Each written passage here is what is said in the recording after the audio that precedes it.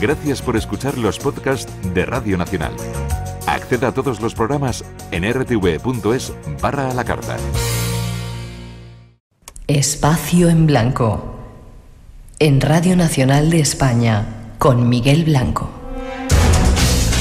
3 y 6, 2 y 6 en las Islas Canarias, ya estamos de regreso. El Espacio en Blanco se vuelve a abrir ante vosotros. Casi 60 minutos tenemos hasta las 4, las 3 en Canarias, para seguir metidos en este mundo del misterio que nos gusta.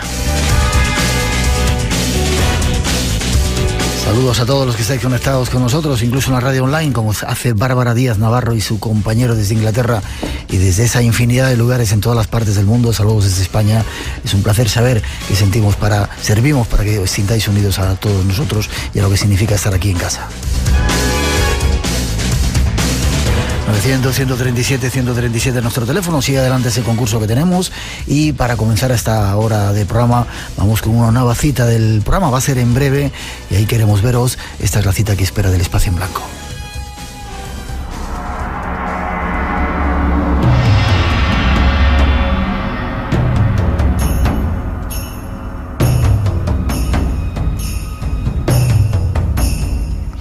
En pocas semanas el Espacio en Blanco se pone en marcha y nos vamos de nuevo a la carretera. Vamos hasta Mazarrón, en Murcia, a participar en un congreso que organiza, entre otros, Antonio Pérez. Buenas noches, Antonio.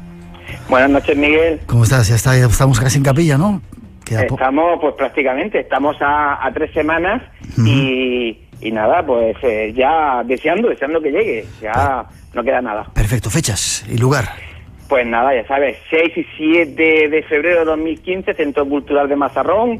Para más ubicación, calle Entierro La Sardina, urbanización La Seña. Y nada, pues segundo congreso Mazarrón Más Allá. Pues ya sabes, unos ponentes maravillosos, unos ponentes que no van a dejar a nadie indiferente, va a dejar con la boca abierta a todo el mundo. 6 y 7 de febrero, Centro Cultural en Mazarrón. Y dime qué personajes van a estar. Bueno, pues empecemos por usted mismo. Va a estar don Miguel Blanco, que nos va a hablar de misterios de nuestro mundo. He de decir que también ese sábado por la noche, como bien acabas de decir, Espacio en Blanco se hará desde ese centro cultural. Después estará José Manuel Frías, pues con encuentros con lo desconocido, Miguel Pedrero, el enigma de las teleportaciones y los viajes en el tiempo, Nacho Ares, el sueño de los faraones, Jesús Callejo, los Opus Angelicus, o las obras divinas, los regalos angélicos, y el doctor Miguel Ángel Pertierra, pues que nos va a hablar de experiencias cercanas a la muerte. ECM, abramos la última puerta. 2 días para encontrarnos con el misterio y con un fin también solidario, ¿verdad, Antonio? Totalmente. Ya sabes que el poco dinero que se cobra son solo 10 euros la inscripción para todo el fin de semana. Va destinado a la asociación Aspadén, una asociación de padres con niños con discapacidad intelectual que no tienen ayuda estatal, y que, bueno, pues siempre es bueno echarle una mano con eso poquito dinero que se recauda. Vale, 10 euros solamente la entrada, y quedan muchas porque hay un aforo bastante, no sé si reducido, pero hay mucha gente interesada, ¿verdad? Sí, hay 175 plazas, y sé que todavía quedan unas cuantas, no sé, 30, 40, por ahí andaremos, ¿no? Por eso que la gente se dé prisa y intente adquirirlas lo antes posible. No hay ningún problema, es decir, cuando una persona vaya a hacer la inscripción bancaria, si se lo admiten es porque quedan entradas. Que nadie se preocupe, porque no vaya a ser que vaya a pagarlo, lo pague y luego no tenga plaza. No se preocupe, perfecto. Sí la van a tener. Perfecto. Ahora vamos, ¿cómo poder hacer en qué página web, dónde hay que entrar para reservar la entrada? Toda la información la tenemos en la web oficial del Congreso, congresomasallá.com, en el Facebook del Congreso, Congreso Mazarrón Más Allá.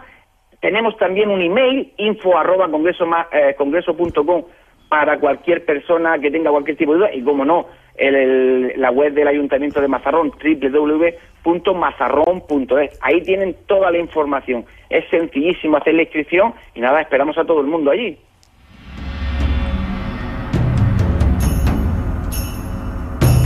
Y ahí estaremos. Aparte de esa ponencia que nos toca dar, el Espacio en Blanco se hará desde allí. Entrada gratuita, evidentemente, desde las 10 las 22 a las 24 horas. Adelantamos un poco nuestra hora de emisión, pero vamos a hacerlo como si fuera en directo. Por si queréis venir a vernos, estaremos en Mazarrón. Antonio, gracias. Te veo dentro de poquito. Prepara esa comida especial, ya sabes, la que tenemos ahí. No te preocupes, cuenta con ella. Fuerte abrazo, nos vemos prontito, ¿vale? Noches, un abrazo. Hasta pronto. Hasta pronto.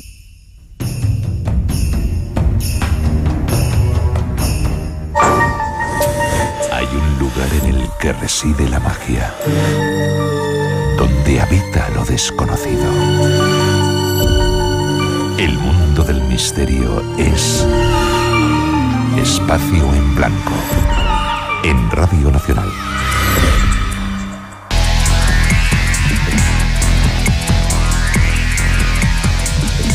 Y 12, 2 y 12 en las Islas Canarias. Seguimos adelante tras esa cita que ya os anunciamos. Daos prisa si queréis estar con nosotros, nos encantaría veros. Nos vamos ahora tras los pasos del diablo, el nuevo tema del Espacio en Blanco. 900-137-137 nuestro teléfono. Estás en Radio Nacional, no lo olvides.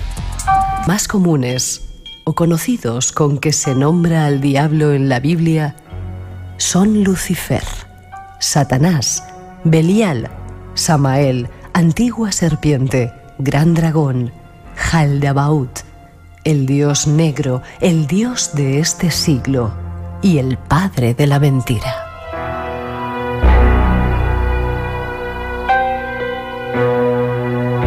Esta noche queremos conocer algo más de este personaje que ha acompañado al hombre desde el comienzo de su historia.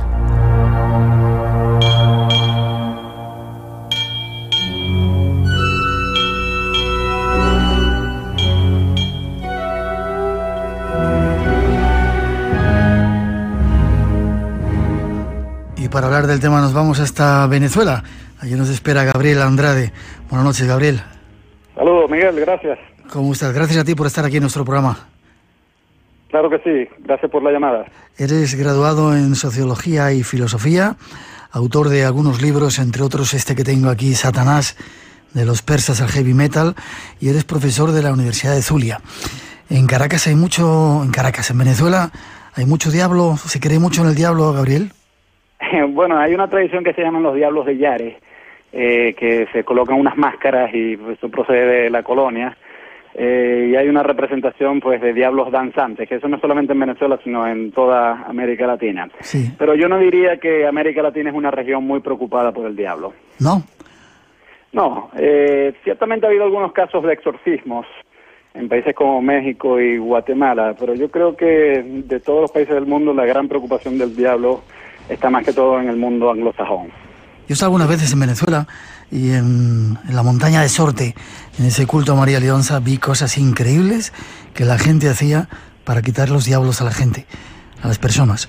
¿No hay mucha creencia en el diablo en Venezuela, dices? Bueno, la creencia en el culto a María Leonza está bastante localizada precisamente en el estado de Yaracuy, que es ese estado que tú visitaste en la montaña de Sorte. Pero los practicantes de estos cultos han sido muy cuidadosos de no emplear la palabra diabólico o satánico a sus prácticas. Ellos asumen pues que son prácticas que pueden hacerse tanto para el bien como para el mal, y entonces en ese sentido tradicionalmente sus practicantes han evitado el calificativo de satánico. Entonces no hay una identificación explícita con la figura de Satanás en todas estas manifestaciones.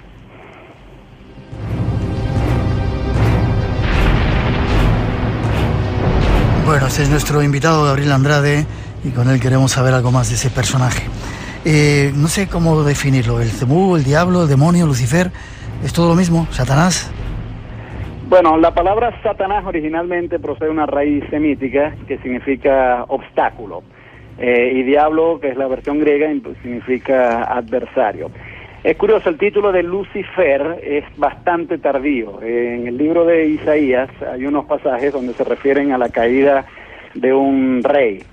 Y la verdad es que el que escribió el texto de Isaías no tenía en mente ninguna figura malévola afín al diablo que nosotros concebimos. Pero en la interpretación de ese pasaje, a partir más o menos del siglo III, fundamentalmente por Orígenes, que es un autor cristiano, Orígenes de Alejandría, él asumió que la descripción de esa figura, de ese rey que cae como la estrella de la mañana, era el propio diablo. Entonces, a partir de ese momento, pues Lucifer, que es el que lleva la estrella, la luz, se asumió que era la misma figura del diablo. Pero antes de esa interpretación de Orígenes, el título de Lucifer no se aplicaba al diablo como tal. Desde ese momento sí se empezó a aplicar mucho más, incluso uno de los grandes poemas que tratan sobre la épica del diablo, que es El paraíso perdido de Milton, utiliza mucho más el nombre de Lucifer que el nombre de Satanás. Ya. Pero cuando se dice Belcebú, el diablo, demonio, Lucifer, Satanás, estamos refiriéndonos todos al mismo personaje siempre. Por lo general sí, pero no estaba muy claro, por ejemplo, en algunas etapas de la historia del diablo como personaje literario y personaje en la historia de las religiones, si es la misma figura o no. Por ejemplo, como lo plantea Milton en El paraíso perdido, Belcebú es más bien, por ejemplo, un demonio subordinado a Satanás. Es decir, Satanás está al frente de una legión de demonios y Belcebú es uno de ellos. Y como se plantea en el Nuevo Testamento, pareciera que también. Belcebú es el señor de las moscas, es un demonio que está asociado con las moscas, y entonces no está del todo claro si es exactamente idéntico a Satanás o si más bien es un subordinado de él en la legión. Ahora, sí podríamos decir que Lucifer, Satanás y el demonio sí se refiere a la misma persona. El caso de Belcebú es más atípico porque no ha quedado del todo claro si se refiere al mismo personaje o si más bien es un subordinado del propio Satanás. Ya. ¿Quién sería el diablo, entonces, como concepto único, si pudiéramos decirlo? Bueno, tradicionalmente se ha planteado como la personificación del mal absoluto. ¿Y cuál es su origen? Me has dejado así porque has contestado tan seguro y tan rotundo que me has dejado... Sí. Bueno, el diablo tiene muchos orígenes. Muchas culturas conciben figuras malignas, pero son pocas las culturas que conciben realmente una personificación absoluta del mal. Si nosotros vemos pues las figuras, los geniecillos malignos en diversas culturas, las culturas nórdicas, la cultura celta, pues estos son personajes que hacen cosas malas, pero uno no podría decir que es el mal superlativo. Realmente la primera cultura en aglutinar en un solo concepto todo el mal, es decir, personificar el mal absoluto, fueron los persas en el antiguo Irán. La religión zoroastriana pues plantea un dualismo cósmico donde el principio absoluto del bien se enfrenta al principio absoluto del mal en una guerra cósmica que hoy nosotros estamos viviendo. O sea, según la religión zoroastriana, pues el transcurrir diario es precisamente el escenario de combate entre las fuerzas del mal y las fuerzas del bien. Entonces, son realmente los persas los primeros en concebir una figura que no tiene ningún matiz de bueno, que es absolutamente mala. Y entonces a partir de ahí, cuando los judíos entran en contacto con las ideas persas, pues digamos que asimilan este concepto y lo empiezan a plasmar a través de sus escrituras. Pero es interesante que las primeras menciones de Satanás en la Biblia hebrea, en el Antiguo Testamento, Satanás no es aún la personificación absoluta del mal. Como te venía diciendo, la palabra Satanás viene de una raíz semítica que significa obstáculo.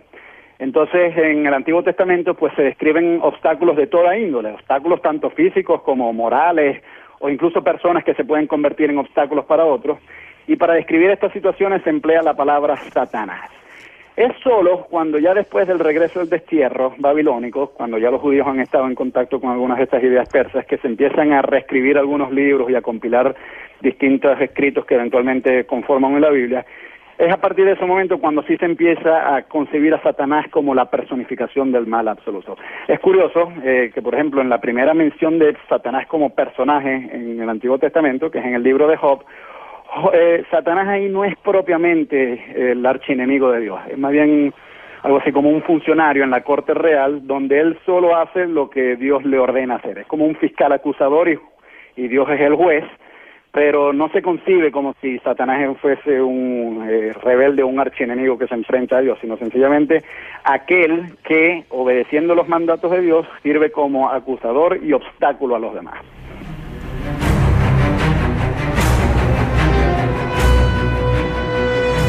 Qué curioso, Gabriel, cómo ha ido variando el concepto que tenemos o se ha tenido del diablo a lo largo de la historia, ¿verdad? Sí, como te decía, desde el antiguo Israel se planteaba el diablo primero como cualquier obstáculo. Luego se fue planteando como un personaje en la corte real, en la corte divina, quiero decir, donde Dios, pues sentado en su trono, tiene a su alrededor una serie de funcionarios, y el diablo, pues es uno de esos funcionarios, es como un fiscal acusador que se encarga de cumplir las órdenes que el propio Dios emite. Y así es como se plantea en el libro de Job. Ya luego, cuando se llega al periodo de la literatura apocalíptica, que es hacia el siglo II antes de Cristo hasta el siglo más o menos 2 o 3 después de Cristo, en esos textos ahí ya el diablo sí empieza a adquirir más autonomía y ya no es un mero funcionario de la corte divina, sino que ya es más afín al concepto persa de una representación absoluta del mal que en una gran batalla cósmica se enfrenta a Dios como representante del sumo bien. Entonces, en el Nuevo Testamento y en otros textos que no fueron incluidos en el canon del Nuevo Testamento, pero que representan temas apocalípticos, ahí sí se presenta un diablo que ya es el archienemigo de Dios. Entonces, efectivamente hay una transición, pues, de primero ser un mero obstáculo, luego convertirse en, digamos, un subordinado de Dios que solo cumple la voluntad divina, para ya luego sí enfrentarse como el archienemigo de Dios. Yeah. Sería como alguien que renuncia o que pelea con Dios ahí arriba en los cielos y le niega y encarna el lado contrario. Hay esa lucha también que en alguna parte de la Biblia se relata. Sí, sobre todo en el Nuevo Testamento, y por supuesto el libro del Apocalipsis, el último libro del Nuevo Testamento, refleja todos estos temas. Ya, incluso en la misma prédica de Jesús hay mucha preocupación con esto. Jesús adquiere fama no solamente como un predicador, sino también como un exorcista. Y en buena medida esto hay que entenderlo como la expectativa apocalíptica de que, puesto que Jesús pensaba que ya el fin estaba próximo, y que él estaba viviendo un escenario de combate entre las fuerzas del bien y las fuerzas del mal, pues sus exorcismos en buena medida son como un preludio de lo que está por venir en una batalla de mayor envergadura entre Dios y el diablo. Dime una cosa, en tu libro dices, también es curioso, que Lucifer originalmente era un título reservado al mismísimo Jesucristo y no al diablo. Efectivamente, porque Lucifer lo que significa es el que lleva la luz. Entonces, como te venía diciendo, originalmente esto procede de una interpretación, yo diría que errónea, que Orígenes de Alejandría, un autor cristiano del siglo III, hizo de un pasaje del libro de Isaías en el cual se describe cómo un rey cae de los cielos de la misma forma en que la estrella de la mañana pues va cayendo. Entonces, Orígenes asumió que ese texto de Isaías se refería al diablo, y entonces de la misma manera en que la estrella de la mañana cae y lleva la luz consigo, él asumía que el diablo era ese, el que llevaba la luz pero que estaba ya en su casa. Pero lo interesante es que el título de Lucifer, el que lleva la luz, antes de que Orígenes hiciera esa interpretación, se empleaba más bien para referirse al mismo Jesús. Curioso. También es curioso que desde que surgió ese concepto del mal absoluto en Persia, ha ido pasando por el resto de las culturas, ¿no? Judíos, cristianos, incluso en Egipto había un concepto de diablo. Sí, bueno, uno podría decir que en Egipto, algunos de sus mitos, hay conceptos que se parecen a la figura del diablo como nosotros la concebimos hoy.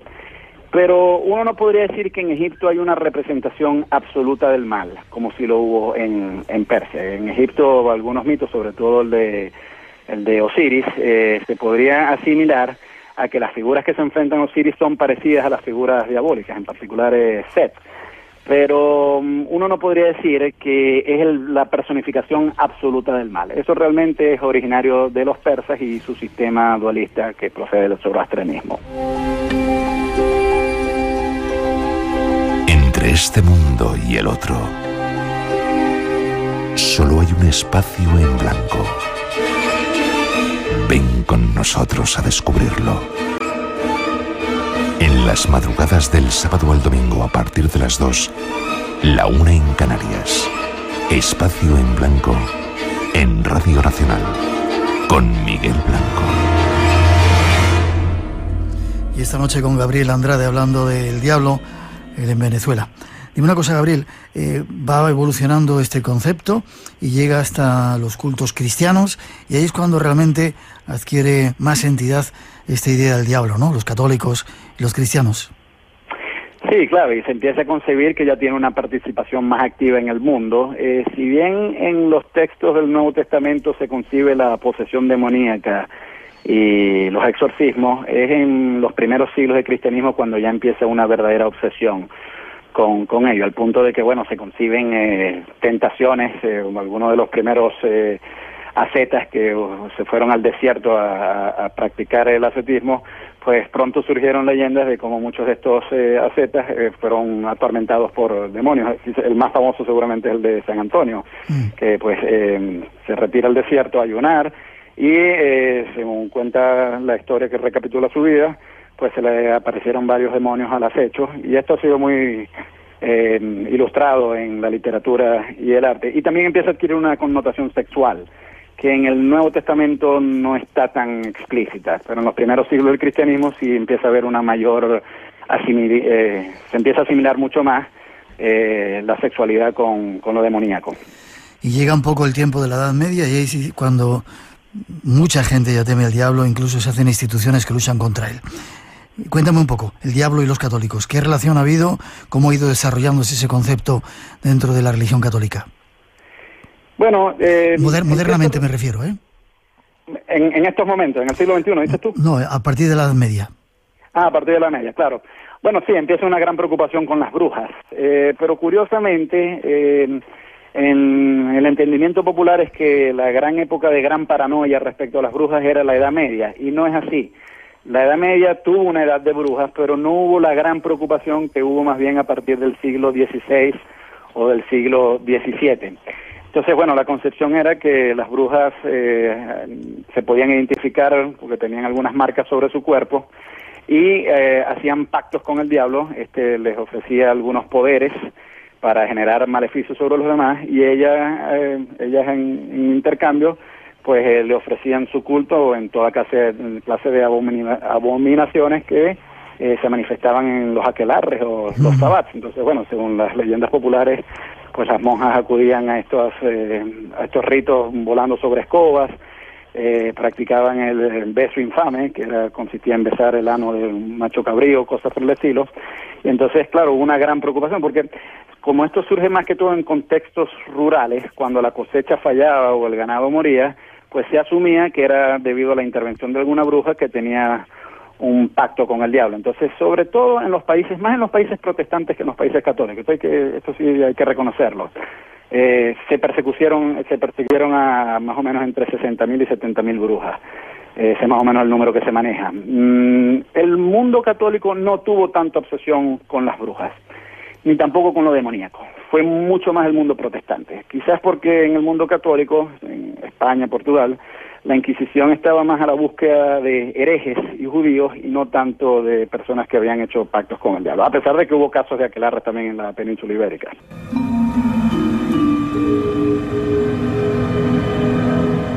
Haciendo un breve repaso de la historia de este personaje en la historia, Gabriel, seguramente tengamos la oportunidad de volver a conectar contigo para estar más tiempo contando esta serie de cosas apasionantes. Sigue avanzando el tiempo y de repente surgen posesiones diabólicas, aunque ya ha reflejado que había, en tiempos incluso del mismo Jesús, había ese tipo de posesiones, pero también a partir de la Edad Media se dan muchos casos en los que mucha gente se cree poseída por el diablo, ¿no? Sí, efectivamente, y hubo casos muy famosos. Por ejemplo, Aldous Huxley escribió una novela sobre los diablos de Loudun, que unas monjas acusaron a un hombre de un sacerdote que las estaba hechizando, y muchas de estas pues se apoderaron de una suerte de histeria colectiva donde pues manifestaban gestos propios de la posesión demoníaca. Entonces sí, más o menos a partir del siglo XVI esto se convierte pues en una gran epidemia a lo largo de toda Europa, y empiezan a haber grandes olas de casos de posesión demoníaca. Y por supuesto, hoy la psiquiatría cuenta con las suficientes herramientas como para más o menos tener una idea clara de qué era lo que estaba ocurriendo ahí. Suele asociarse con el síndrome de Tourette, que eso implica manifestaciones de acciones violentas y gritar profanidades y cosas por el estilo, pero también hay otros desórdenes psiquiátricos que pues hoy los investigadores están seguros que explicaban cómo era que ocurrían estos casos de posesión. Es decir, que no había tanta posesión diabólica, sino enfermedades psiquiátricas. Sí, es lo más probable. O también desórdenes neurológicos, porque si bien, por ejemplo, la epilepsia no es propiamente una enfermedad psiquiátrica, sí afecta las habilidades psicomotoras de las personas por las convulsiones, y entonces, claro, este tipo de cosas genera mucha impresión en la gente, y en el entendimiento premoderno de estas enfermedades era que se trataba de una posesión, que esto no es exclusivo del mundo moderno, ya desde los tiempos de Jesús hay algunos casos en los evangelios donde Jesús pues se enfrenta a una persona que es claramente epiléptica y eso se interpreta como si fuera una posesión demoníaca. Seguimos adelante un poco en la historia. Llega el momento de una conexión extraña entre Satanás y lo que se ha llamado el ocultismo. Sí, hubo un señor que se llamaba Aleister Crowley, un gran ocultista de la primera mitad del siglo XX, inglés, donde él pues empezó a tratar de vincular y retomar las antiguas tradiciones de magia y ocultismo, pero esta vez dándole un vuelco hacia lo satánico. Y luego de Aleister Crowley, más hacia la segunda mitad del siglo XX, desde Estados Unidos, surgió un hombre, un publicista que se llamaba Anton LaVey, que formó un culto, se llamaba la Iglesia de Satanás, y ahí él también trató de hacer una síntesis entre las ideas del ocultismo y el culto a Satanás. Pero Anton LaVey hizo mucho énfasis en que esto era más un símbolo, que él no pretendía realmente hacer una apología del mal, sino más bien utilizar a Satanás de forma parecida como los románticos en el siglo XIX lo habían empleado, que era como un retrato de un héroe rebelde heroico. Todo esto se llevó hasta un punto en el que hubo incluso algunos crímenes satánicos, ¿no? Que bueno, salieron incluso en algunas películas y donde se vio involucrada gente del cine incluso, ¿no? Sí, lo que pasa es que no tenía nada que ver todo esto. Bueno, a Anton LaVey se le acusó de ello, pero nunca se le pudo probar nada al respecto. Hubo una gran efervescencia mediática de que estos movimientos, aunados a la música rock, estaban conduciendo a algunos jóvenes a cometer asesinatos en actos satánicos. Y hacia la década de los 80 y 90 del siglo XX, en Estados Unidos pues hubo una gran ola de histeria colectiva por el temor de que supuestamente existían sectas satánicas que organizaban rituales y raptaban niños, sí, y o bien los sacrificaban en honor a Satanás, o bien los sometían a toda suerte de abusos rituales y abusos sexuales en plenas orgías dedicadas al diablo. Pero el FBI, que es la institución policial de Estados Unidos que investiga este tipo de crímenes, hizo una investigación bastante ardua al respecto y encontró que todo esto era una leyenda, que muchas víctimas pues alegaban haber sido, muchas supuestas víctimas alegaban haber estado objetos a rituales satánicos, pero que cuando realmente se estudiaban estas cosas se dieron cuenta que los testimonios no coincidían y que todas estas supuestas sectas que se encargaban de raptar niños para someterlos a abusos en ritos, realmente estas sectas no existían, sino que era producto de la imaginación de muchas supuestas víctimas. Mucha leyenda. Sin embargo, sí parece que hubo algo extraño detrás del asesinato de Sharon Tate, ¿no? La mujer de Polanski. Bueno, hubo alguna asociación con Charles Manson, que fue el que fue digamos el cerebro de toda esta operación. Charles Manson ciertamente tuvo algunas asociaciones por algunos amigos en común con Anton LaVey, pero uno no podría decir que realmente la secta de Charles Manson era propiamente satánica. Yo diría más bien que era una secta apocalíptica, es decir, en expectativa del fin del mundo. Y si las conexiones que se pudieron hacer entre Charles Manson y el satanismo son muy tenues, y de hecho él no manejó muchos símbolos satánicos.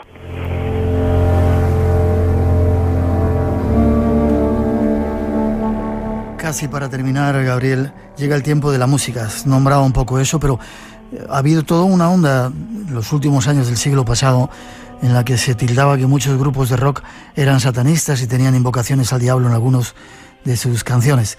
Algunos ejemplos, por favor. Sí, bueno, se inventó la máquina la técnica del backmasking, que consistía en que los discos de LP, cuando se colocaban al revés, supuestamente enunciaban mensajes ocultos que había que interpretar con cierta suspicacia. Entonces estos mensajes supuestamente eran invitaciones al suicidio, invitaciones al consumo de drogas e invitaciones al culto de Satanás. Ciertamente algunos grupos utilizaron estas técnicas, pero no realmente para invitar al suicidio, sino diciendo algunas palabras que realmente no tienen nada de satánico, como decir hola o televisión, cosas por el estilo. Pero a partir de eso, pues algunos otros grupos aprovecharon estas técnicas para hacer más mercadeo, y entonces sí empezaron a manejar más temas satánicos, como la banda, por ejemplo, Judas Priest o Black Sabbath. Ozzy Osbourne, que es uno de estos grandes rockeros, muchas veces se le acusó de invitar al suicidio a algunos adolescentes, y efectivamente hubo algunos adolescentes que se suicidaron, pero claro, es muy difícil establecer una firme relación de causalidad entre la música rock y esos suicidios. A lo mejor se suicidaron por otras cosas y dio la casualidad que estos muchachos escuchaban estas bandas de rock. Entonces, esto también forma parte de otra pues gran paranoia colectiva que ha habido, sobre todo en Estados Unidos e Inglaterra, de que las bandas de rock están detrás de grupos satánicos, cuando nuevamente el FBI ha investigado estas cosas y nunca ha encontrado un vínculo directo lo suficiente como para llevar a la cárcel a nadie.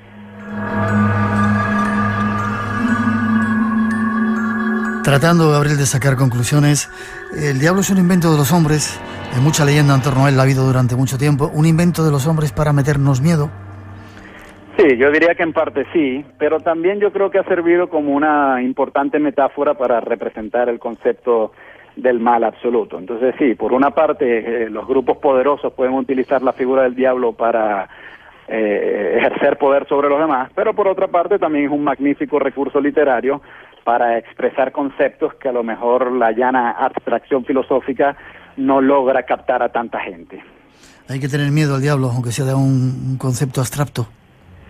Bueno, yo creo que sí, yo creo que si entendemos al diablo como metáfora y aceptamos que existe algo que podamos llamar el mal absoluto, pues entonces sí teníamos que tenerle miedo a cosas como la bomba de Hiroshima, o las drogas, o las violaciones, o todos los crímenes que ocurren en el mundo. Si entendemos el mal desde esa perspectiva, pues yo sí creo entonces que el concepto del diablo es útil y deberíamos estar al tanto de cuáles son sus distintas manifestaciones para tratar de erradicar las cosas malas en el mundo. Ahora, si vamos a creer en el diablo como un personaje real que en la noche me va a venir a visitar y pues me va a abusar sexualmente y ese tipo de cosas como se creía en la Edad Media, pues entonces yo creo que no, que es un tipo de creencias que ya la humanidad ha superado y que conviene más bien dejar atrás. Aunque dicen que la mejor estrategia del diablo es hacer creer a los humanos que no existe. Sí, efectivamente. Esa ha sido una frase que ha sido repetida por muchos poetas. Baudelaire, que escribió unas odas a Satanás, efectivamente la dijo. Y el propio San Pablo también lo decía, cuando él reprochaba a otra gente de estar influida por el diablo, él decía, cuidado porque muchas veces el diablo se disfraza de personas caritativas para camuflarse y hacernos creer que no está presente.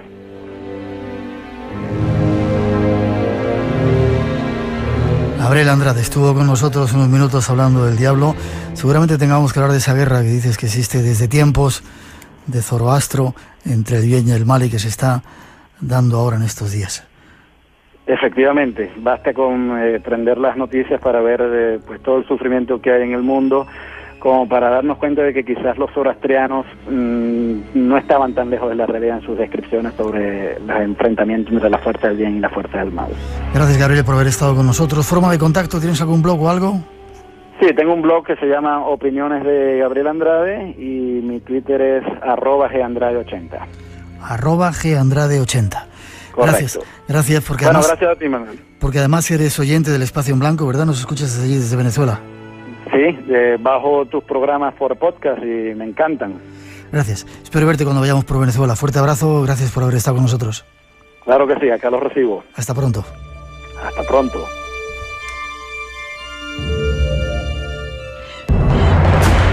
En el pasado, solo los más valientes zarpaban en busca de otros mundos. Acompáñanos en el viaje hacia lo desconocido. Espacio en Blanco. En Radio Nacional de España, con Miguel Blanco.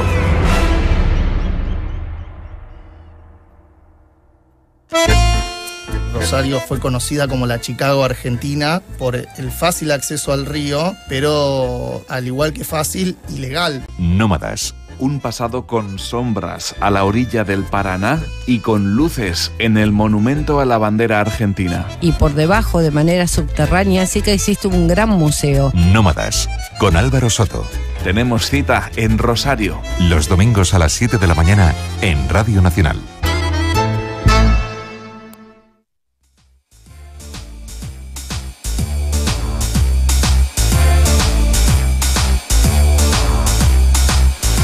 Y 42, 2 y 42 en las Islas Canarias. Seguimos en directo. Este es el Espacio en Blanco. Estás en Radio Nacional. Y había un misterio, el misterio del EGM. Antes de presentaros una película que va a funcionar por ahí, que tiene que ver con esas visitas de otros mundos. Escuchad, tenemos un investigador que está dando alguna solución a ese misterio.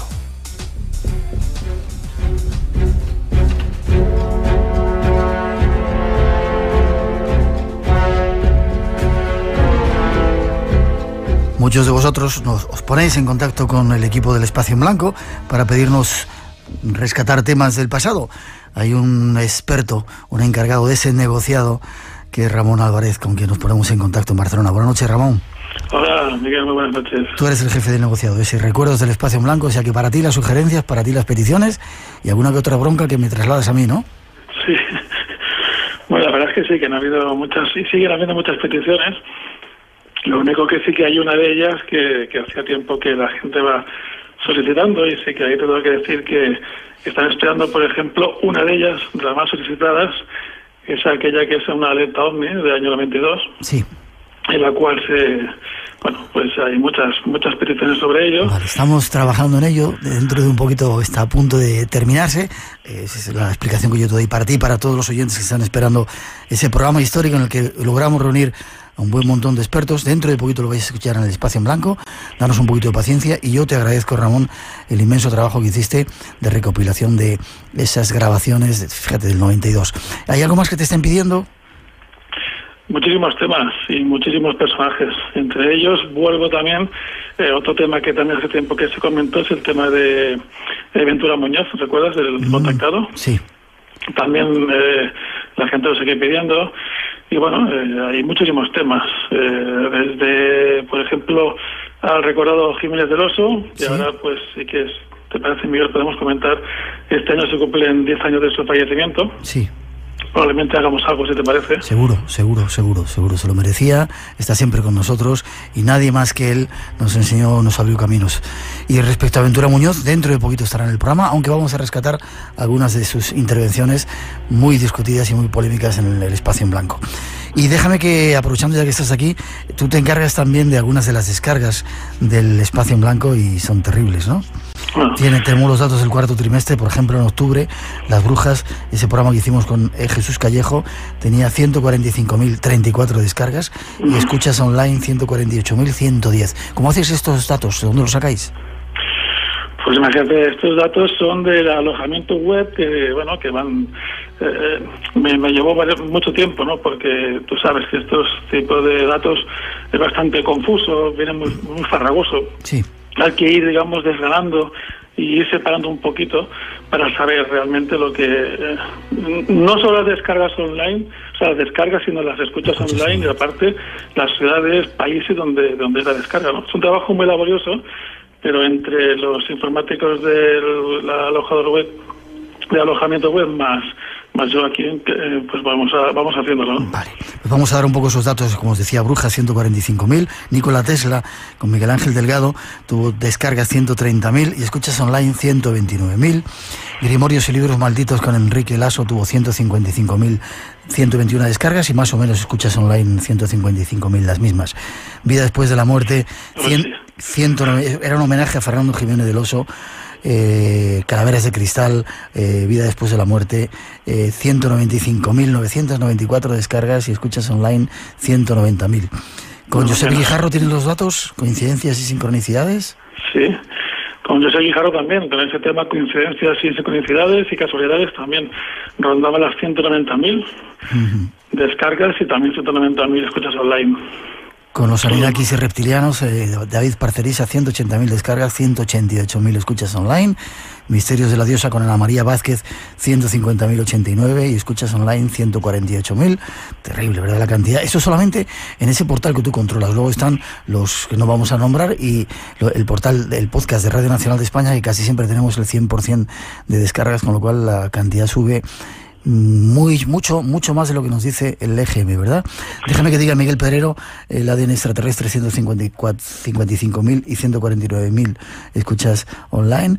Espías en el mundo con Rick Fratini, 179.000 y 180.000 descargas. Jesús Palacios, 177.000 descargas y 187.000 escuchas online. Y para terminar, Rastros de lo Sagrado, 165.000 y 160.000 escuchas online, y Los Ángeles con José Antonio Fortea, 185.000 descargas y 86.000 escuchas online. Eso sin contar, como digo, otros muchos sitios, y nos escuchan en muchos más lugares donde nos dice el EGM, ¿verdad? Sí, es que sí, eso está clarísimo. Aparte, Miguel, si sumamos todo esto sin contar lo que he comentado, los otros portales, es que no hay ningún programa de radio, te digo yo, que supere esto. Es que nos rozamos los 400.000 entre descargas y escuchas, solo en los primeros 5 o 6 días. Eso en tu web, más. Sí, solo en esa web, sí, exactamente. Solo digo las otras. Y nos escuchan de ese trabajo que has hecho, ¿no? Digan lo que digan, como dices tú, como dice la canción de Rafael, nos escuchan en las 17 comunidades españolas, ¿no? Tienes datos de todo ello, ¿no? Hay datos, hay mensajes y descargas que están totalmente localizadas, ¿no? Desde Andalucía, pasando por Extremadura, en las ciudades autónomas de Ceuta y Melilla, y después también de las 50 provincias españolas. Hay que hablar de comunidades ya, Baleares, Canarias, sí. Cantabria, Castilla-La Mancha. O sea que el EGM, ese ministerio, tú que eres un buen investigador, has desvelado que el EGM, de alguna manera, no sé si miente, engaña, pero no da todos los datos fiables, ¿verdad? Yo no digo que mienta, pero sí que es cierto que, mira, de todas estas personas que me han llevado a escribir, que seguro que son miles, ninguno de ellos le han llamado a casa o le han parado por la calle para que le pregunten, ¿no? Bien. O sea, para decir esa pregunta, ¿no? ¿Qué escucha, qué haces, qué no haces? ¿No? Y ninguno de ellos, no sé. Bueno, la verdad es que es muy curioso. Había un misterio, el misterio del EGM, y encargamos a Ramón Álvarez, nuestro investigador especial y encargado del negociado de recuerdos del Espacio en Blanco, que lo investigara, y aquí está un poco esa solución a ese enigma. Nos escuchan en montones de lugares y nos descargáis 400.000 descargas y escuchas online en su portal, más el resto de las que hay por ahí. Y fuera de España nos escuchan en Argentina, en México, en Santa Fe, en Australia Occidental, en Newman, en Jacksonville, en Florida, en Dallas, en Agua Dulce, en México, en Canadá, en Venezuela, en Holanda, en las islas, en Bermudas, en Panamá, multitud de lugares. Así que gracias a todos por hacerlo, por estar ahí. Espero que sigáis haciéndolo y disfrutando del Espacio en Blanco. Y gracias a ti, Ramón, por este inmenso trabajo de recopilación que has hecho. Es un placer, Miguel, tú sabes. Forma de contacto para que te sigan pidiendo cosas, echándote la bronca que luego me transmites a mí, porque yo soy siempre el culpable de ciertas cosas que no salen. ¿Dónde se pueden poner en contacto contigo? Pues a través de espacioenblanco@rtv.es o bien ramolavez@misteriosdelasondas.com. Perfecto. Si queréis pedirle algo, él buscará, escudriñará, investigará y sacará del pasado ese recuerdo para que lo escuchéis aquí en el Espacio en Blanco, de las muchas cosas que se han ido haciendo a lo largo del tiempo en este programa. Gracias, Ramón. Sí, dime. Quería comentar, Miguel, disculpa, es que ahora esta última semana que ya acabamos, que ya finalizamos, sí que me han pedido, y lo voy a comunicar, ¿no?, que el tema de aquellas famosas, aquellas magníficas dramatizaciones, ¿te acuerdas que se hacen en el programa del Espacio Blanco? Pues también de rescatar algunas de ellas, ¿no? Pues ya sabes, a ponernos en ello. De vez en cuando hemos contado algunas, lo seguiremos haciendo. Y gracias por tu trabajo, Ramón, y a todos los oyentes por descargarnos, hacer uno de los programas más descargados de toda la radio, por escucharnos y por seguir ahí fieles a este Espacio en Blanco. Fuerte abrazo, saludos a tus compañeros que sabemos que están escuchando la radio por la noche. Exacto. Muchas gracias por todo y un fuerte abrazo. A ti, hasta pronto. Feliz año, pronto. Que sigamos haciendo cosas juntos. Sin duda. Hasta pronto. Fuerte abrazo.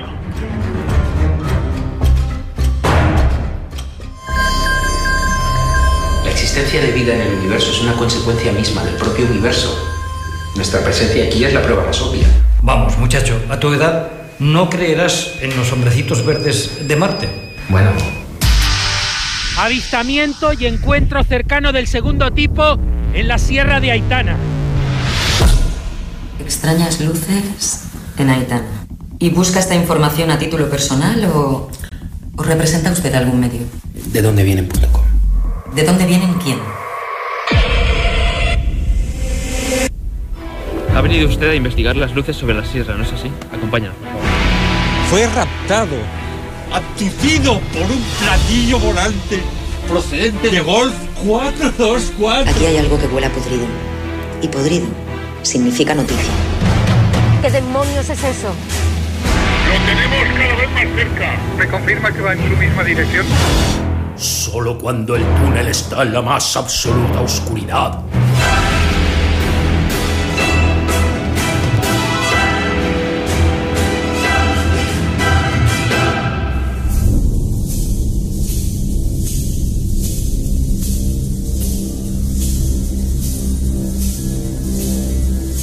Esto que habéis escuchado es un tráiler de una película, un avance de una película que se estrena o está ya por ahí por algunos lugares cinematográficos, que se llama No Humanos, y queremos hablar de ella con su director, Fran JSC. Buenas noches, Fran.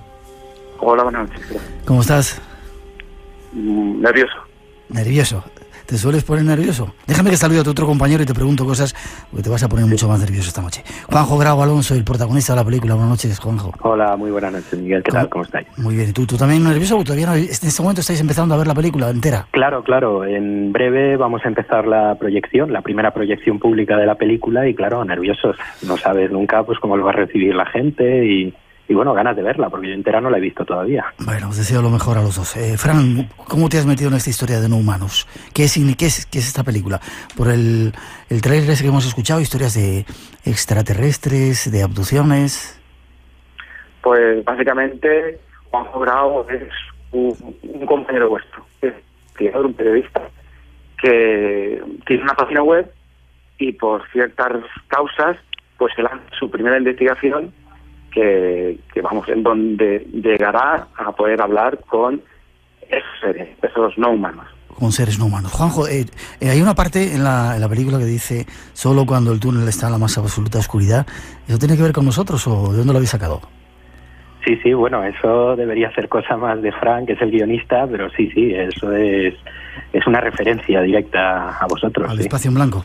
Claro. Vale, ¿tú, Juanjo, has tenido alguna experiencia? Porque me han dicho que eres un poco no creyente. Sí, digamos que a mí me llegó esto, pues eso, desde el lado del actor.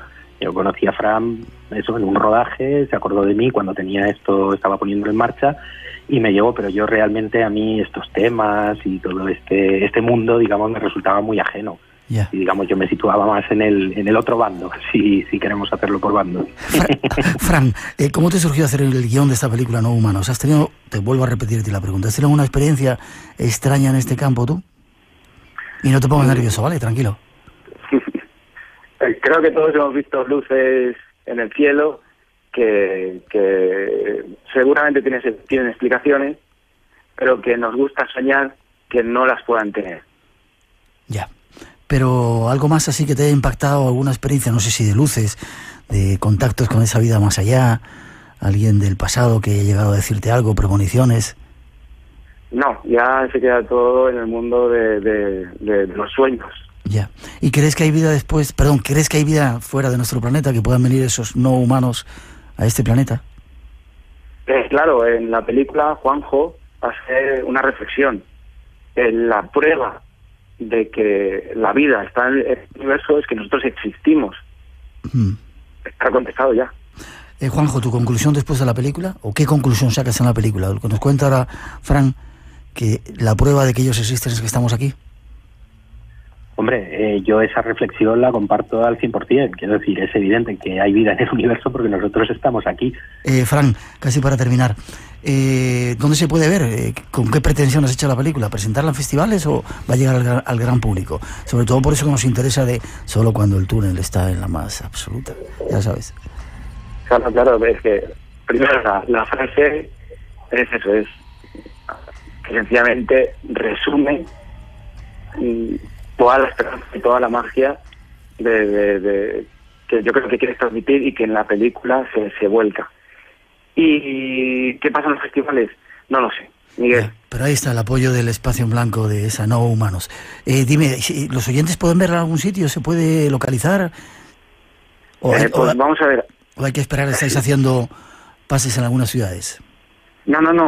Hemos tenido suerte en Valencia de encontrar la Sala Carolina, que me han dejado poner la película. Y gracias a la Sala Carolina, pues la podemos ver. Perfecto. Ya veremos dónde se puede ver. Vale, te voy a pedir ahora una página web para que nuestros oyentes se informen de esos datos de los no humanos, que le digo a Juanjo y a ti que están a punto de venir otra vez.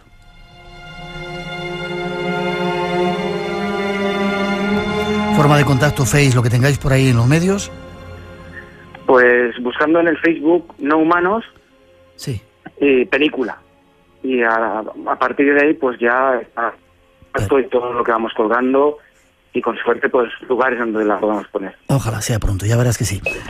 Juanjo Bravo Alonso, gracias. Que protagonices muchas otras películas. Fran, mucho éxito te deseo también a ti.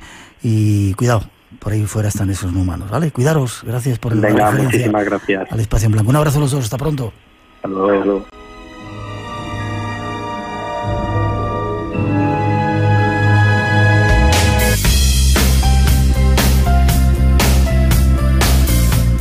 Dicen que ya están por ahí los no humanos. Nosotros terminamos por ahora. En 7 días una nueva cita con el programa aquí en Radio Nacional y el concurso. Teníamos 5 ganadores que son Gustavo Hidalgo de Almería, Francisco Javier García de Vizcaya, Ana Marín López del Facebook, Maite Romero de Valencia y Sergio Domingo de Donosti. Poneros en contacto con nosotros para darnos la dirección y os mandaremos ese regalo. Un placer que hayáis estado con nosotros. Os necesitamos para la próxima semana seguir llenando este espacio en blanco de misterios aquí en Radio Nacional, y con el consejo de que sigáis en esta sintonía hasta las 4 os dejamos con un poquito de nuestra mejor música. Cuidaros, feliz semana para todos, nos vemos en el Espacio en Blanco. El Espacio en Blanco se cierra por hoy. Gracias a todos por acompañarnos. En 7 días más misterios aquí en Radio Nacional. Para todos, feliz semana.